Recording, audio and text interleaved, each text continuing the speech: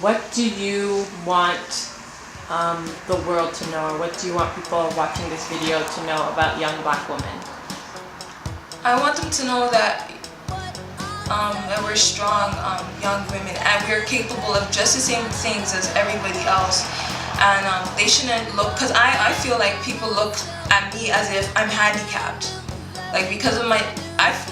you can say that I am handicapped in the sense that because I'm not white, I'm not getting the same opportunities as somebody else might be. But I don't like when other people look at me as I'm handicapped and feel sorry for me. I want people to know I'm capable of doing the same things, and don't try to give me like throw things at me to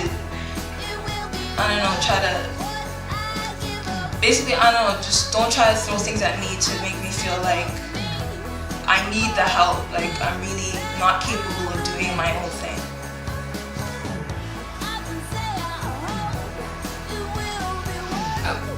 So I don't remember what my project started as, but in having conversations with my mom about just being like a young black woman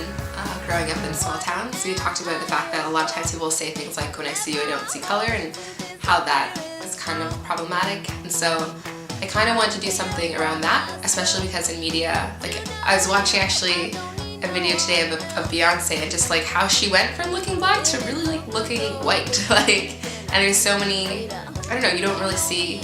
black women or dark-skinned women in the media. It's always light skin or like straight hair. I mean, I have straight hair, so it's fine, but I don't know, I just wanted to kind of do something around that idea. I think that it's important for young women, young black women to make their own media, so that we can acknowledge that we are storytellers, so we can see ourselves represented in different forms of media, so we can tell the different stories about ourselves, and from a place of knowing and understanding and not feeling like we're othered because someone else is telling our story.